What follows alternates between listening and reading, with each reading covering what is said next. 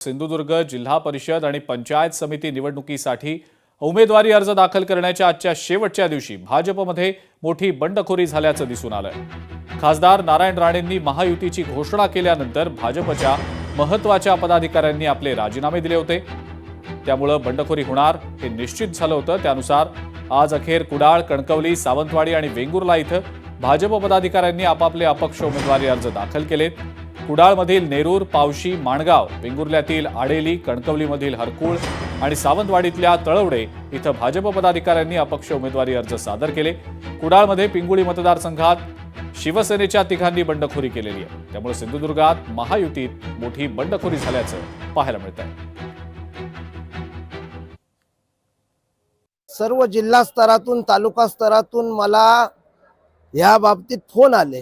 म्हणजे एक मतदारसंघ असा आहे जिथे 14 लोक इच्छुक होते। त्या 14 उमेदवारापैकी एक तरी स्थानिक उमेदवार त्याला जर तिकीट दिलं असतं तर मी नक्की माघार घेतली असती, परंतु 14तल्या एकालाही न देता बाहेरचा उमेदवार लादून सर्व तळवडा जिल्हा परिषद मतदारसंघावर अन्याय केलेला आहे। त्या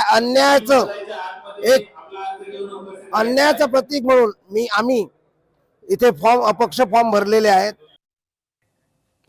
सांगलीमध्ये मोहिनी खोत यांनी आपला उमेदवारी अर्ज दाखल केलेला आहे। सांगलीच्या बागणी जिल्हा परिषद गटातून त्यांनी आपला अर्ज दाखल केला आहे। मोहिनी खोत या सदाभाऊ खोत यांच्या सून आहेत। महायुतीकडून या ठिकाणी जिल्हा परिषदेसाठी मोहिनी ताई सागर खोत, त्याचबरोबर पंचायत समितीमध्ये बागणी गणातून आमचे सहकारी निवास पाटील, कारणवाडी पंचायत समितीमधून अनिल सर देशमुख यांना महायुतीकडून उमेदवारी देण्यात आलेली आहे। निश्चितपणाने ही निवडणूक आम्ही विकासाच्या मुद्द्यावरती लढवणार आहोत। लोकशाही मराठी ऐका, पहा, जागरूक रहा।